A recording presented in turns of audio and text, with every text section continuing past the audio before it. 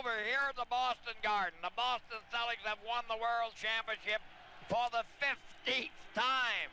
And it is bedlam, absolute bedlam down here on the floor of the Boston Garden.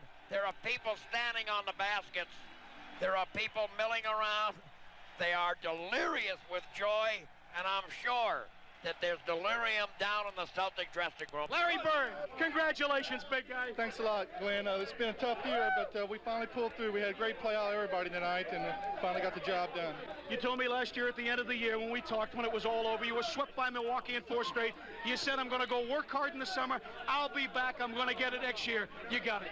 That's right, Glenn. We came back, we played hard, and we put it together. Casey helped us out and coached us all the way to victory. Let's get over here and talk to Quinn Buckner. Quinn? Yeah! You have come full circle, though. Last year, you come in here, they lose 4 in a row. You're embarrassed by your old ball club. You come back. This year, you're able to tuck one back to your old ball club. You take them in 5 ball games, nearly take them in a sweep, and now you win the World Championship. Winning the World Championship is the most important thing. It was like Celtic pride. We're going to get it. We were not to be denied. May 2nd, 1983. Celtics swept by Milwaukee in 4 straight. Now 1 second left, and Ainge shoots and hits. And Holland said no basket. So that's the story. All right. For us, a disappointing end to this series. The Boston Celtics have finished their season. May 24th, 1983. Celtics owner Harry Mangorian puts club up for sale. May 27th, 1983. Bill Fitch resigns as head coach of the Celtics. June 7th, 1983. Casey Jones named as the 9th coach in Celtics history. I never envisioned that I would become the coach of the Celtics. And although I thought about it, it would be something I'd like to do. June 27th, 1983. Celtics acquired Dennis Johnson from the Phoenix Suns. There's a question always why they make a deal. I mean, I don't think it really should be questioned in my mind no more. It's done, it's over with, and I'm sure I won't go back. July 21st, 1983. Celtics re-signed Kevin McHale to a multi-year contract. I think that it got dragged out way too long. People in Boston did not need to suffer through that. Unfortunately, they had to, and it's my fault that they did. If I do it all over again, I would not drag out half as long. August 9th, 1983. Mangorian sells the Celtics to a group headed by businessman Don Gaston. I think that we would want to consult with Red in the major decisions that are made, but I don't think you'll see much change, if any, in the way that it's been run up to now and the way it'll be run in the future. September 28th, 1983. Larry Bird signs the most lucrative contract in Celtics history. I'm happy with my contract. I was happy with my last contract, but they always told me my day will come, and it did. I'm very happy for myself, and hopefully I can just go out and prove to people that I'm worth every penny of it. The road to the 15th championship in the glorious history of the Boston Celtics truly began on a May night in Milwaukee. For the first time, this proud franchise had been swept from the NBA playoffs. This time, there would be no showdown with the Sixers. This time, there would be no dream matchup with the Lakers. This time, there would only be humiliation, chance of sweep, and visions of brooms. Yet there was one beacon. In the aftermath of Milwaukee's march through the seas, there was Larry Bird, a solitary figure in a lonely locker room. We got to remember this, and we got to come out and say, hey, we got embarrassed by this club. Our season wasn't fulfilled because we did not play Philadelphia. My dream every year is get into it with Philadelphia, fight them, do whatever you have to do, and the best team will win. Then when we get beat by Milwaukee in 4 games straight, that's embarrassing not only to us but our fans and the city. There's no doubt about it. But the playoff sweep uncovered a wealth of problems. The owner, tired of his routine lease troubles, decided to sell. The coach felt his welcome worn after 3 60-plus win seasons and a championship. A player key to the squad was about to become a free agent. In reality, the Boston Celtics, world champions just 2 years before, were a team on the verge of disarray. But tradition and pride and 14 world championship flags do not reside on Causeway Street because of coincidence. Clearly, there was yet another challenge for Red Auerbach, and this was not the year to rest on laurels. The first order of business was to replace Bill Fitch. Auerbach once again turned inward to tap a member of the Celtics family. The 9th coach in Celtics history would be Casey Jones. Red dropped his bomb on me in Chicago. Said, Case, are you interested in this job? And I said, I'm interested. And then he ran out on bomb with a cigar and one of these, and we were done. Then I'm on the plane coming back to Boston from Chicago. And I read, I'm the new head coach. So right away, I don't know where I am. So it was a trauma, and so I had to take a few days here to try to get myself together again. Came in and talked with Red, and we talked a couple times, and the second time I came in was when it happened. There was speculation that Red would once again go outside the family. Bobby Knight, perhaps Jack McKinney, but Auerbach realized that it was the pressure of being the Celtics coach that finally undid Bill Fitch. He could never quite understand the mystique, and the expectations were always too high for someone outside the family. KC is family, the Garden his home, and Auerbach's choice was perfect. Robert Parrish seconded the nod. Peace of mind, a very relaxed atmosphere, and we need that. Having KC as the head coach is going to be very positive for this ball club. Bill Fitch's approach gave the team the needed discipline to vie for the championship. But this veteran team was now ready for a change. M.L. Carr believed from the start that the soft-spoken KC would get better results. The key word will be respect. He'll give respect to the players, but in turn he'll demand respect as a head coach here, and that's good. And it was Kevin McHale who echoed the team's consensus. I think he's a more personable guy. There'll probably be a lot more coach-player communication, and hopefully we'll win another championship. You know, I love to win one for Case. I think that's everybody's goal. Step 2 involved the personnel. When Dennis Johnson became available, Rick Roby became expendable. On to step 3. Kevin McHale, the Celtics' unmatchable sixth man, had become a free agent. Auerbach, assisted by Jan Volk, devised a strategy to keep McHale wearing and spending Celtics green. Step 4 saw Larry Bird become a Boston Celtic for life. The new ownership trio of Don Gaston, Alan Cohn, and Paul Dupuis had given Auerbach a free hand as promised. The Boston Celtics, critically listed in May, had been nursed back to health.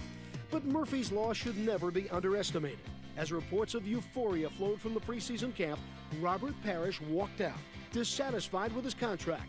The Chief was back in uniform 1 week later, content with his compensation. And for Celtics fans, a big sigh of relief. If there were any doubts about the heart of the 83-84 edition of the Boston Celtics, they were erased early. So early, in fact, that the season had yet to begin. The date, October 16th. The place, the Boston Garden. The occasion, a preseason game that became theatrical. Boston's own West Side Story. The Sharks and the Jets. A rebound taken away by Maxwell, and Malone fouled him. And Malone hits him, and there it is. They're in a free-for-all, a brawl down on the floor. Maxwell was really mauled by Malone. Maxwell threw the ball at Malone. Malone put Maxwell down. There's a real free-for-all going. And I don't know what the officials are going to say this early in the ball game. And now M.L. Carr comes over to Malone and tells him off. Bird tells him off. An unnecessarily rough play by Malone, and Maxwell objected. We were having such a good time, baby. Oh, yes, we were. Now Ivoroni and Bird. There they go. Ivoroni and Bird are mixing it up. As Ivoroni put one on Bird, and Bird came right back at him. Now Malone warns Bird, and Bird says, come on, let's go. Let's do it.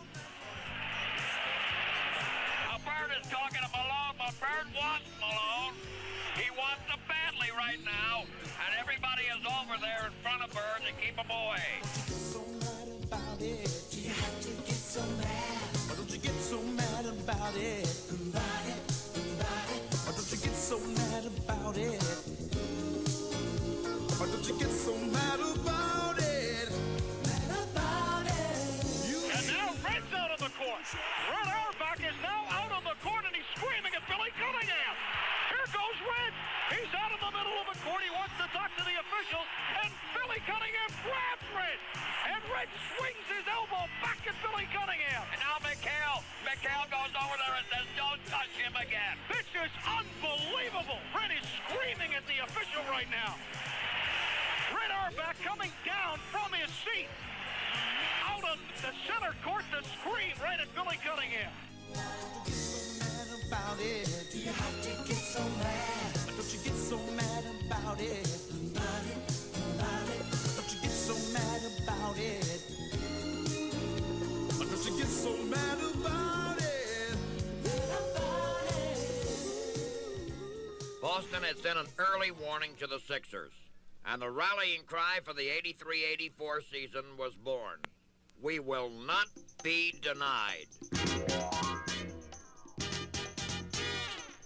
The 83-84 season opened rather inauspiciously for the Celtics. A 6-2 preseason record, a relatively turmoil-free camp, and a new attitude boarded the plane for Detroit. But sloppiness down the stretch evoked memories of last season as the Pistons chugged to a 127-121 win. But 10 games into the season, the Celtics were 9-1. The backcourt of Dennis Johnson and Gerald Henderson had given Boston more consistency. If the defense of DJ was a given, the hot three-point shooting of Henderson was not. And now DJ steals the pass. DJ anticipated the cross-court pass and stole it. But Henderson takes the shot instead and hits it. It's a three-point field goal for Gerald Henderson. From the corners, he's become a real accurate three-pointer. He's hit his last three in a row. And on those off nights, KC was quick to utilize his deep guard core. Danny Ainge. All right, Wedman puts the ball into Ainge. Ainge from the corner is hit. It's a three-point field goal for Danny Ainge. Quinn Buckner. The rebound fought for, slapped back out, and stolen away by Buckner. He's got a 3-on-1. Lays it over to DJ, who lays it in. ML Carr. Carr holding it, now to Bird. Now back to Carr, give it go, he stops it. And Carlos Clark, the rookie from Mississippi, showed flashes of potential in his limited playing time. Underneath now Clark. Faking. Turns. Shoots. He's got it. But the Celtics have been successful in the 80s because of a front line that's the envy of the league. Scott Wedman displayed that classic jump shot that made him an all-star in Kansas City. Now in the corner it goes to Wedman, swish. You give him a little too much daylight and goodbye. It goes into Maxwell, now to Wedman in the corner. Bang! 7 for 7. Oh! What a scorching night he's having. Cedric Maxwell, the Celtic chameleon. An offensive force one night, the supreme defender the next. The rebound is grabbed by Maxwell. He lays it back up. It's blocked. He gets it back. It's blocked again. And he gets it back again. He stole it. And quickly goes to Parrish, who hits. What a great hustle effort by Maxwell. He took 3 rebounds and then stole the 4th one. Kevin McHale proved he was worth his free agent price tag. All right, in the corner it goes to Carr. Now quickly over to McHale. McHale's pumpkin is good. How deep it goes to McHale. McHale spins in. The hook is gone. McHale is on fire. Absolutely on fire. In the middle, Greg Kite, the rookie from BYU, backed up Robert Parrish. McHale's shot is no good, and Kite rams it home. Kite went for flying in there and rammed it home. Boy, that was a pretty play by the Rook. And the Chief continued arcing those rainbow jumpers with the expertise of a craftsman. Down court, it goes quickly over to Parrish. Parrish is low. Parrish fakes the rainbow swish. All right, Bird is up top. Bird goes on the right sideline, gets it over to Parrish, who steps back out, and then goes up over his man. Bang! And the key to the Celtics front court? The marvelous Larry Bird, whose court presence and intensity defies description. Maxwell goes up top now to Parrish. They get it to Bird. Bird fakes. Bird wheels in. Bird drives and lays it in. There's the man. The annual regular season battle for supremacy between the Sixers and the Celtics seesawed through the first 2 months of the season. But the start of '84 signaled a new beginning. The talk was of goals, team-oriented goals. Casey Jones. One of the players mentioned to me that they were trying to get me to be the coach of the All-Star team, and I said, I don't mind at all, because the players have mentioned it, and they made the effort in that direction. Casey would take 3 of his Sunshine Band to Denver for the All-Star game. Bird, McHale, and Parrish, 3 Celtics, content with new compensation packages, proved to be thoroughbreds in a very expensive stable. I think that gives me more motivation to do more things. I think that gives me a motivation to try to prove that you're worth every penny of it. And I think the way you prove that is help the team win ball games in any little way, whether it be with a block shot or a rebound or a key defensive play or a tip in or a shot or whatever. I think that you've got to define in your own mind what you do best and try to do that best for the Boston Celtics. And that's why they pay you money to do what you do best. Taking care of business, woman, get to see. Kevin goes off a pick by Bird and takes it to the right. He's got Reed on him now. Kevin slips by Reed and lays it in. Oh, what a play by Kevin McHale. The rebound by McHale. A fall-away jump is good. McHale sliding into the lane, loses Hayes and hits the pumpkin. Boy, did he ever lose Hayes on that play. I got a word to do. I got a word, baby. I got work to do. I got a job, baby. I got work to do. I got a word to do. I got work to do. I got work to do. I got work to do. I'm trying to make. Now, I was very happy with my last contract. Probably more so because I went from 0 to having some money, and from having some money for some more money now. But there's no doubt I'm elated about it. But you know, it's just a great feeling. But you know, you still got to go out and produce. Just because I got the big contract now, I'm not going to lay around and say, okay, guys, you pick up the slack. I got a work to do. I got a job, baby. Bird holding the ball. Bird looking now to McHale as the defense got lost. McHale was wide open underneath, and Bird found him. Up top it goes now to Parrish, and he goes right past Dawkins, and he blows in that lane and lays it up and in. Bird sets up in the pivot and takes it and whirls and fires from the baseline. It's good. Bird is set up in the pivot. He takes the pass. He faces the basket, goes to Parrish on the cut, and Parrish lays it in. Perfect pass. From Larry Bird. Now Bird steals the ball. On the pass, it goes to Maxwell, left baseline. DJ Bang. Taking care of business, woman, can't you see? I got to make for you. I'm glad to be back. I'm happy to be back. I worked all summer to become a Boston Celtic, and I finally achieved that last July, and now I'm ready to play basketball. The rebound goes to McHale. McHale on the left now to Wedman. Wedman has daylight, misses the shot. McHale has the rebound. Bang.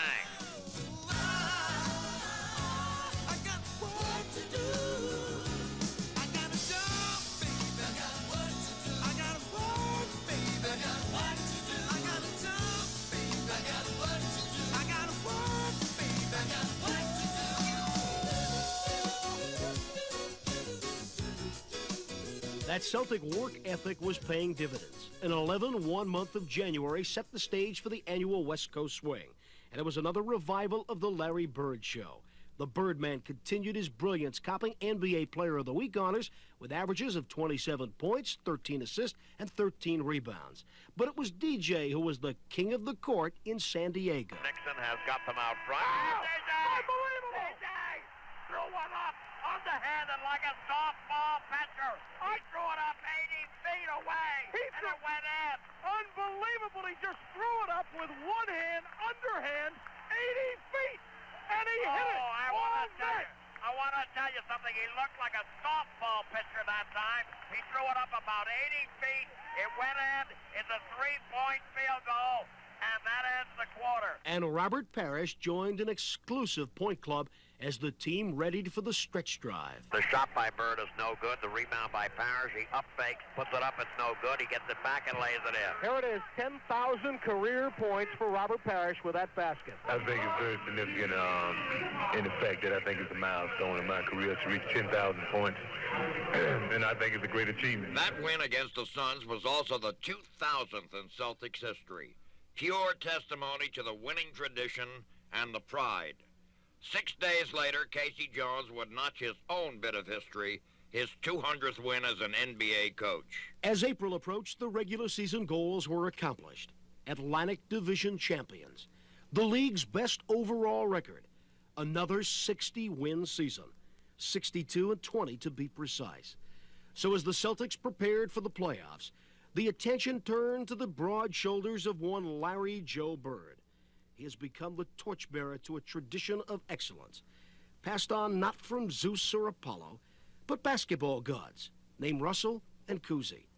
The Celtics had won the marathon of the regular season, and it was Larry Bird in the Hercules role, scoring the key hoop, grabbing the clutch rebound. And when NBA coaches such as Jim Lynam of San Diego scouted the Celtics, they found their vocabulary quite insufficient. He's incredible. Jack Ramsey always says every time you see Bird, he shows you something you hadn't seen before. He's just an incredible player. He has that intangible quality that somehow he makes the players with whom he's playing that much better. He's so unselfish. He sees things that just normal players don't see. Some of his passes, as a coach, you're sitting here watching. You don't see the possibility until he's delivered the ball. I mean, it's just truly, he's an incredible player. Quickly on the left, it goes over to McHale. McHale holding the ball. McHale looking. Now up top, it goes over to Bird. Bird on the right. Now quickly it goes over to Henderson. Now to Parrish. Parrish double team. Back over to Bird it goes. Bird tries the three-pointer and gets it. Big basket right there. A three-point field goal by Larry Bird makes it 99-95. Oh, he's incredible. On the right, it goes to Bird, 8 seconds left. Now in the pivot over to DJ. Now back over to Bird, gets Chambers up in the air and embarrasses him. Yes, he did. Well, what an outfake. 107.95 to score, a minute and 24 seconds left to play. Now the steal by Bird as it was intended for Chambers, and Chambers is complaining. Now it's Ainge on the right, takes the shot and misses it. A minute and 13 seconds left. On the right, it goes to Freddie Brown. Now quickly over to Chambers. Chambers turns, Chambers fakes, Chambers shoots, and Chambers gets an offensive foul. Oh, Larry's killing him. I mean, Larry has killed him in 3 plays in a row. 2 at the defensive end, 1 at the offensive end. He was made to play the part. He's the ordinary man. He was made to break your heart. He's the automatic man. 2, 3, 4, 5, 6, 7, 8.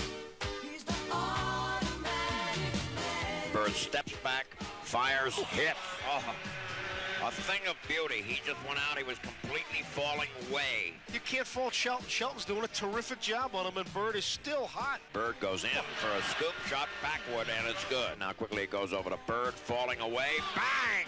He's conducting a clinic tonight. I mean, a real clinic. Up top to Buckner, he's swinging around a Bird. Bird fires. Bang! Oh, my. Bird is absolutely on fire.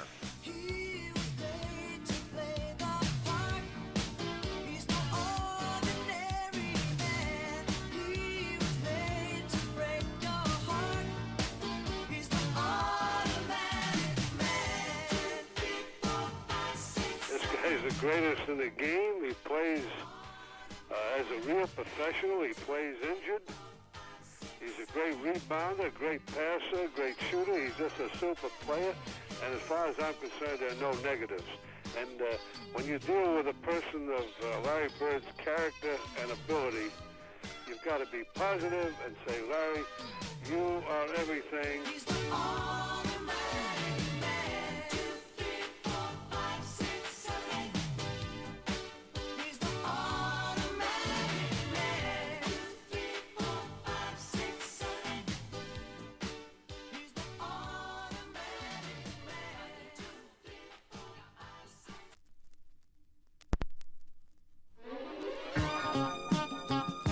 As satisfying as the regular season was, the Boston Celtics had their sights set on even higher goals as the second season began. The prospect of beginning that second season with the Washington Bullets is not something to relish. These Bullets are misnamed, do not possess speed, don't even walk quickly. They do play a physical brand of basketball keyed by Jeff Rulin and Ricky Mahorn.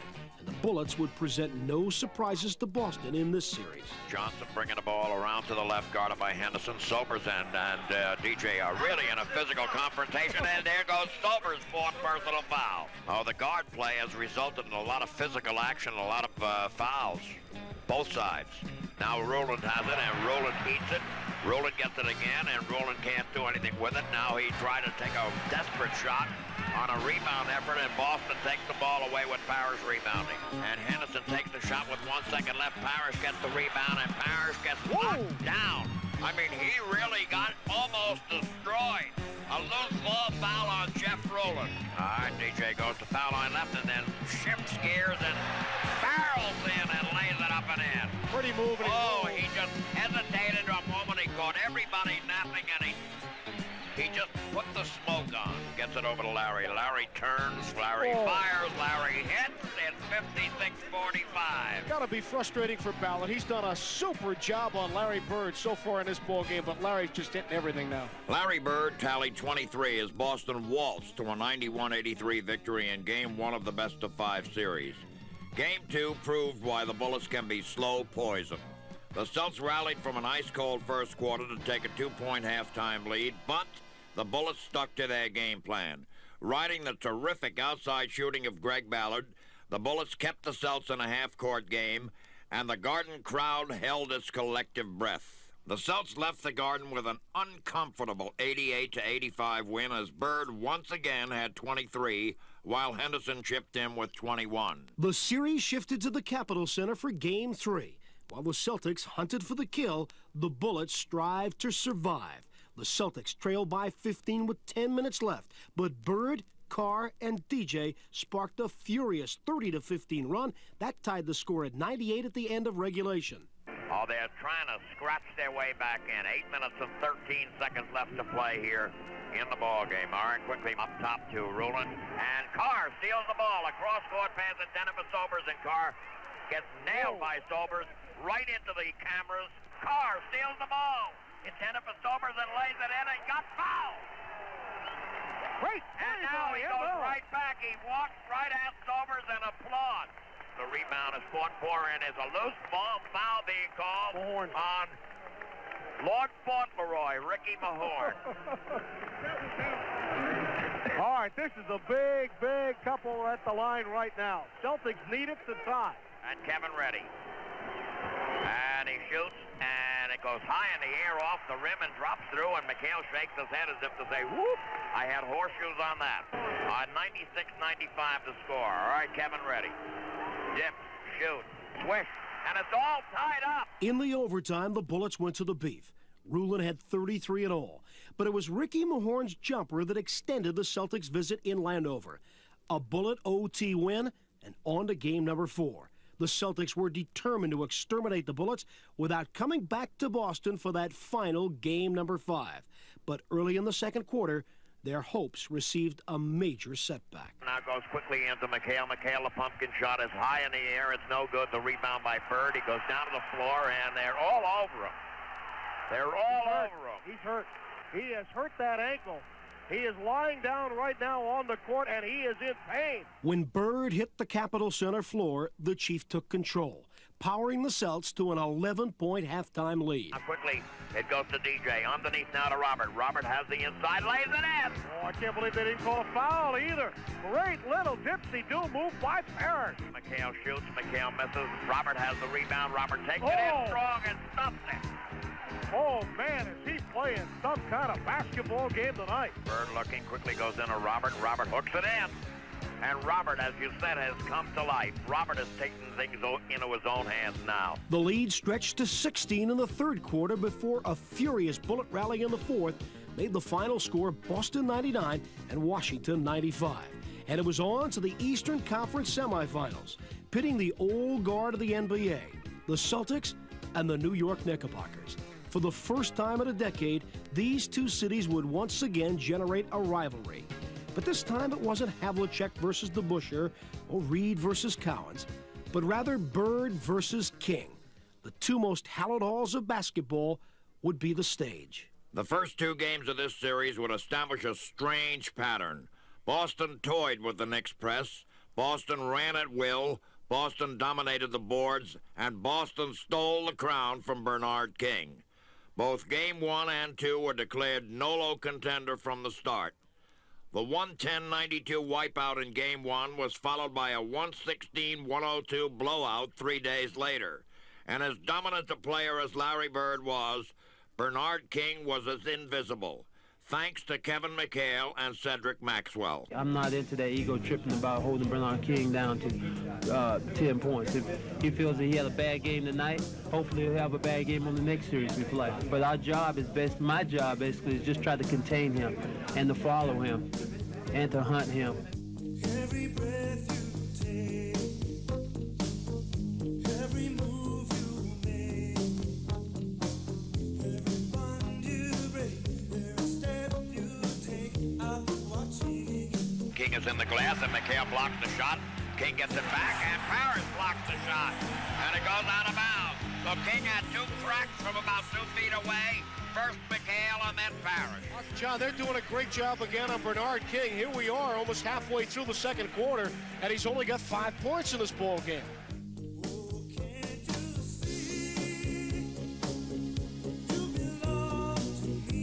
We get out early and try to contain him and do basically the same kind of job and not really play dirty at all, but just try to bump him and keep him from getting the easy shots, then I think we'll be very successful. We were very aware of Bernard all day, and we really tried to keep him in sights, and we did a good job on him. I think we did the best job on him so far in the playoffs.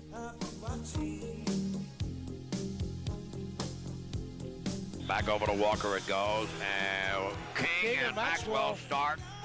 King and Maxwell start to go into a melee, and King is mad. Well, he's frustrated right now, and he's been frustrated for some time. Jake O'Donnell tells Hubie Brown, get back over to your bench. But King is just, what they're doing to King is they're muscling him, and they just called a technical foul on Hubie. They're going to call a technical foul on Hubie. They're calling a personal foul on Maxwell and a technical foul on Hubie. There's no question about it. The Celtics are playing Bernard King very physically. That's their name. That's what they planned on doing right from the beginning. They're playing him really tough. They're forcing him away from his area. And Bernard's getting frustrated. He's only got 9 points in this game. Bernard never complains about the pumping. Bernard never complains, and he won't complain after the game. But I think that he did become exasperated at that point.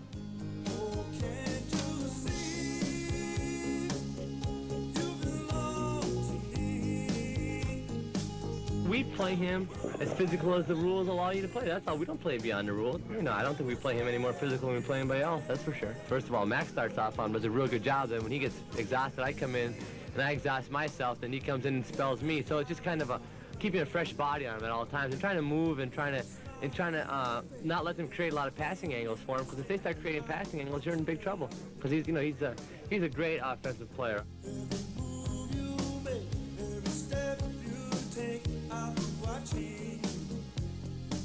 The shuttle flight south and the hostile crowds at Madison Square Garden brought out the best in New York. The Knicks went on a 15-4 run that closed out the third quarter.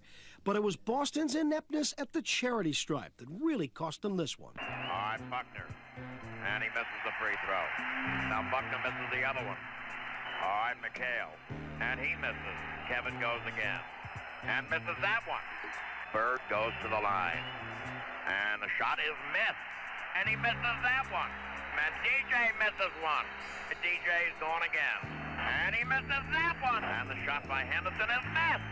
They have missed 10 in the fourth quarter. Game 4 was a Broadway revival for the King of New York. Bernard simply exploded, hitting his first 9 shots from the field in staking the Knicks to an 11-point halftime lead as Celtic players and fans marveled at an awesome display of offensive basketball. And underneath it goes now quickly over to King. King fires and hits. And a jump pass goes quickly over to King. King fires and hits. Now it goes to King. King starts to go. King fires. King hits. Boy, and they had him really covered along that baseline. And the shot by King is good. 43 now. He has had a superb night. The Knicks tied the series at 2 games apiece. For Boston, it was the pinch that interrupts a dream. Game 5 would be played in Boston, and this had now become a turf battle. Winning at home was a must. New York could have saved the shuttle fare. 6 Celtics scored in double figures, led by the 26-point, 9-rebound, 10-assist performance for the Birdman. Rebound goes to Parrish. Now quickly it goes from Buckner to McHale, and McHale lays it in. 36-20. And now Maxwell steals the ball from Walker. 3-on-1, McHale again. Henderson drives, gets it into Ainge in the corner. Ainge goes up with it. Swift! Goes into Parrish, double team. Parrish goes over the double team. Swift! Bird dipsy-doos, it's no good. He got the rebound and lays it up and in. And got fouled. Now gets it over to Bird. Bird is baseline. Swift. The score wasn't as close as the 121-99 final indicated. Game 6 would be in New York. Game 6 would be played at Madison Square Garden. Game 6 would not end this series. Once again, New York looked to Bernard, and the King held court in a marvelous first half, giving the Knickerbockers an 8-point lead at intermission. The Celtics began chipping away. The tone for the last 2 minutes of this one was set when Bird got rammed into the support. And Bird steals the pass. Bird is hustling down toward the other end, and boy, they really do it to him. Oh, they do it to him. Boy, I'll tell you. He's throwing him out of the game. He is Sparrow has been thrown out of the ball game because of a vicious, vicious foul. A really vicious, ugly foul. And UB Brown says, what for? That was disgusting. That was really uncalled for. Williams back, Bird on the break. He had stolen the ball. Sparrow get into the other side, and he just decked Larry Bird and went flying into the support. The Celtics would once again stage a patented comeback. It would fall short, for it was the basketball god who decreed a Game 7 at the Boston Garden. And it was that same god who put Larry Bird in a Celtic uniform. I know they're going to be double me as much as possibly, but what you got to do is just keep your head and not try to do too much and just go out and play hard. And I feel that these are the type of games that I strive on, and hopefully today I'll just come out and have a good performance. Quickly over to Bird. Bird goes over his man and head. DJ underneath the Bird. Bird lays it in. What a great fast break. Now quickly over to Bird. Back to Robert. He stops it. That was absolutely beautiful. Now Bird takes a three-pointer and hits it. Now Bird rotates, comes out, fires and hits. Unbelievable. Parrish back over to Bird, slap pass to Henderson. Henderson fires and hits. And Bird made it go. He kept that ball alive. It went out deep. He slapped it in the corner to Henderson. Another superb play by Bird.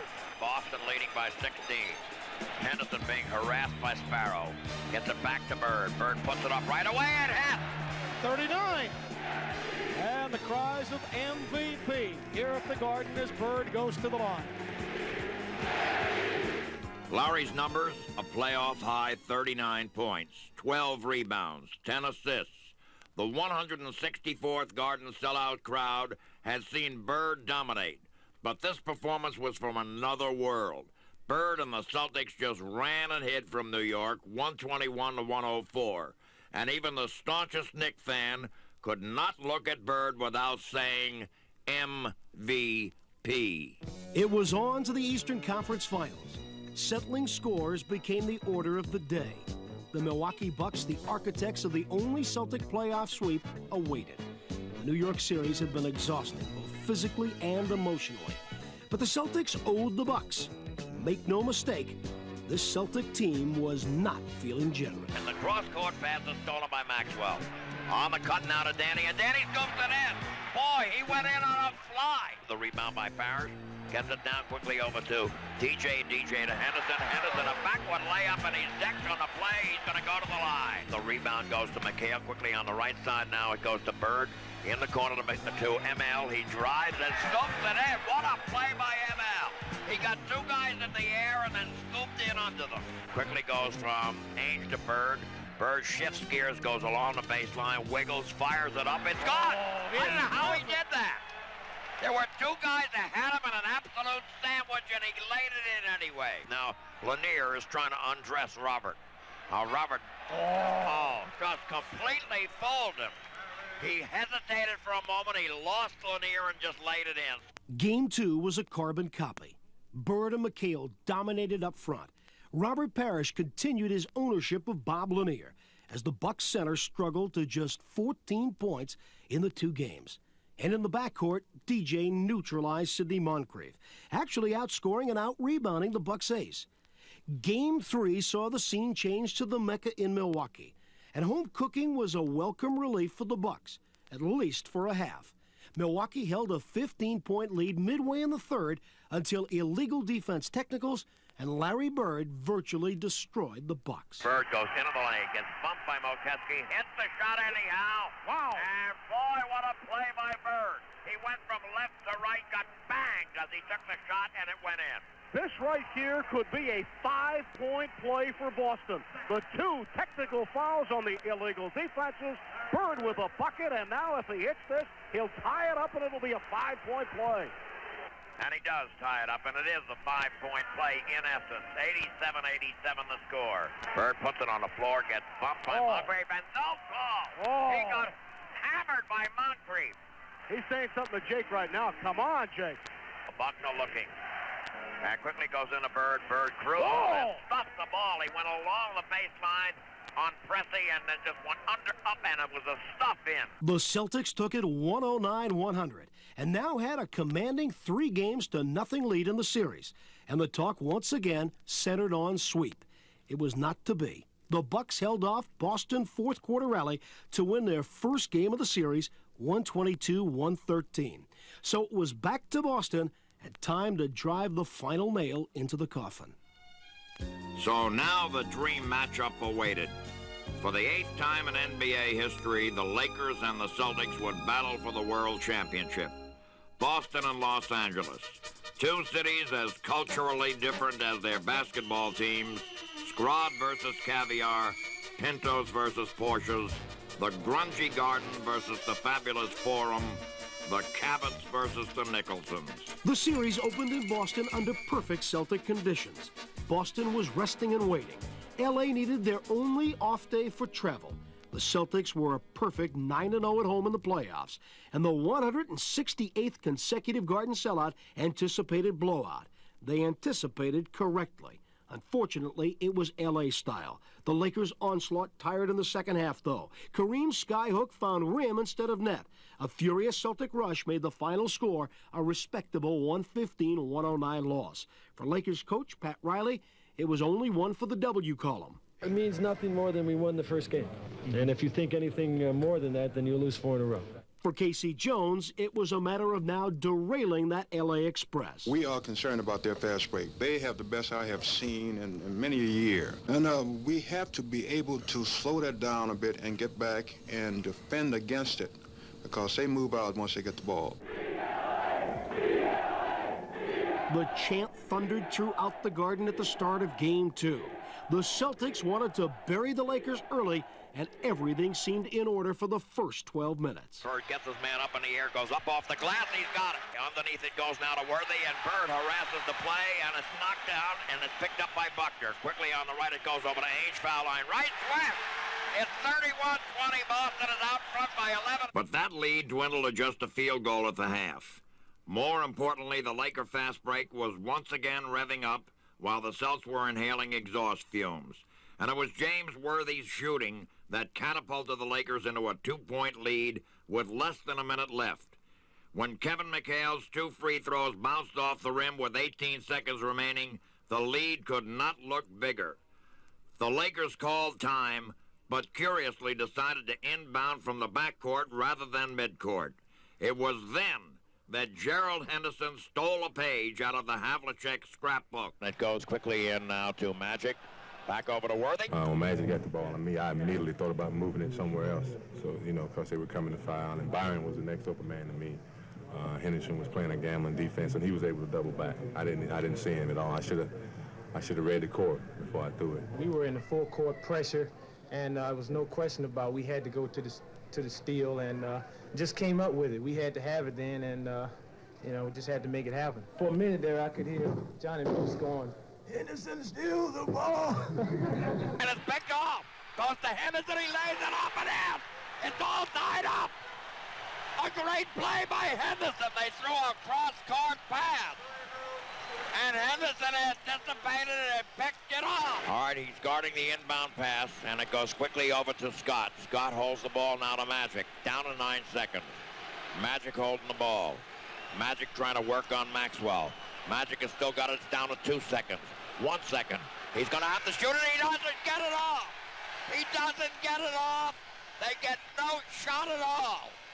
They had 13 seconds seconds, and they did not get a shot off. Magic Johnson. I was thinking two things, trying to let the clock run down some, and then when I seen Parrish with Kareem, I didn't want to throw it in there because he was overplaying a little bit. So it was on to the OT. And time for Scott Wedman to play the next Celtics hero. All right, here's the countdown. Bird pops out. Bird fakes. Back over to Henderson. Henderson up fakes. Now quickly on the baseline. Wedman. Yeah, I wanted to do it. I mean, that's what it's about. You're out there on the floor, and if the opportunity comes, you really can't turn it down, and you got to want to take it. It's gone. And Boston lead. 122 to 121. Scotty felled it. Henderson's steal, Wedman's clutch jumper, and grand larceny by Robert Parrish provided this night's dramatics. And as Cedric Maxwell testified, the Celtics were alive and well. Shoots a big needle in the arm here, babe. We right back on track now. Cannot complain at all. I mean, we're in a situation now where we're right back in it. Before, it's like we were the zombies, the living dead, really. And now we're back in a situation where we have pretty much deuced it. The Celtics were on their way out west, now needing just a split to even up the series and regain the home court advantage. But Magic Johnson and the Laker fast break halted any Boston momentum. The only Celtic highlight, the executioner's final buzzer. LA 137, Boston 104. The reports of the Celtics' death had a positive effect. The bandwagon was now empty. The only ones who believed were 12 players and 3 coaches. Robert Parrish. No need for us to abandon each other because the media has, so all we have right now is each other. So it's a very loose and relaxed atmosphere, and we have a lot of confidence. But Game 4 looked again to be the James Worthy show. His quick inside move staked the Lakers to a 10-point halftime lead. The start of the third quarter saw a Celtic change in strategy. Dennis Johnson and Gerald Henderson switched defensive assignments. DJ would now guard Magic, and Boston began to battle back, literally putting a collar on the LA Express. It goes now to Worthy. Worthy goes over to Rambis, and Rambis is decked, and he wants a charge. Oh, you don't dare touch him. You don't dare. He was really decked by McHale, and he didn't like it at all. Kevin McHale with a clothesline job on Kurt Rambis, and he went flying, and now Bird and Cooper are swinging elbows. Worthy gets into the middle. He separates them. Pat Riley's in there. And this thing is getting wild. The near melee infused the Celtics with a fighting spirit. The comeback had begun. The LA lead was 2 into the fourth period, and it was Larry Bird and Robert Parrish who would deny the Lakers. Parrish effectively neutralized Kareem while also hitting this game's biggest shot. Rebound by Robert is around the rim. It's no good. Robert again, and puts it in and got fouled. Robert ready. Dips, shoots, gets it. It's 113 to 111. Kareem then committed his 6th foul, and that put Larry Bird on the line. On the shot by Bird is up. It is around the rim and in. It's all tied up with 16 seconds, and the Lakers use up their last timeout. All right, Cooper trying to get the ball into play. And he gets it in play over to Rambis. Back over to Magic it goes. Magic has the ball on the right sideline, and there are 5 seconds left. Now, Robert steals the ball! Robert steals the ball! Oh, my goodness! What a play by Robert Parrish! So tied at 113, Boston and LA would once again need an extra session to decide the outcome. That meant Bird time for Boston, and a Worthy show turned magical for LA. James will have his moments, but this night was reserved for Larry. 21 boards, 9 on the offensive end, 29 points. None bigger than when the game was on the line. Back in the Bird, the ball away is gone. Boston leads 125 to 123 as the Lakers call timeout with 16 seconds left. And now to seal this victory, there was ML Carr, proving once again that the Celtics were not to be denied. And there's a steal. ML Carr steals the pass on the pass in. ML Carr steals the ball on the pass in. Oh my, this guy hardly plays. He does not play at all, but when he does, what a contribution. And the Boston Celtics have tied the series up. They laughed at him. They laughed at him. The papers were full of derision and mockery, but they came back and they put it in everybody's face. So it was back to Boston, back to the parquet floor, and back to a sauna known as the Boston Garden. Triple-digit temperatures and nearly matching humidity are not the ideal conditions to contest the NBA championship. But when it was said and done, it was the Lakers who wilted. Now Worthy with the ball. The shot pops out. It was in and out. Parrish gets it to Ainge, now to DJ. DJ goes baseline left and hit. And Boston leads by 11. Ainge fires away. It's gone. 3 points. 3-point field goal for Danny Ainge. Bird takes the pop. It's gone. It is gone just before the buzzer. So at the end of 3, the score, Boston 88 and Los Angeles 77. Boston took Game 5, 121-103. But in Game 6, rookie Byron Scott exploded. The Lakers came from behind to even the series. So once again, the confrontation of the Celtics and Lakers had gone the ultimate distance. This is Johnny Most, high above courtside here at the Boston Garden where the Boston Celtics and the Los Angeles Lakers get ready for basketball battle. It is Game 7, deciding Game 7 of the World Series of Basketball, the NBA Championship. Once again, the confrontation of the Celtics and Lakers had given basketball memorable moments. On the right to Bird, backward bounce pass into Maxwell. He lays it up easily. He just took Rambis right to the hole. Quickly on the left, it goes from DJ into Bird, now to Maxwell. Maxwell lays it in. He had 3 people up in the air. Now into Maxwell. Maxwell is murdering Rambis, and Maxwell, he's just making Rambis look ridiculous out there, and Maxwell's going to go to the line. And once again, the Boston Celtics would not be denied the World Championship. Well, it's all over here at the Boston Garden. The Boston Celtics have won the World Championship for the 15th time. And it is bedlam, absolute bedlam down here on the floor of the Boston Garden. There are people standing on the baskets. There are people milling around. They are delirious with joy.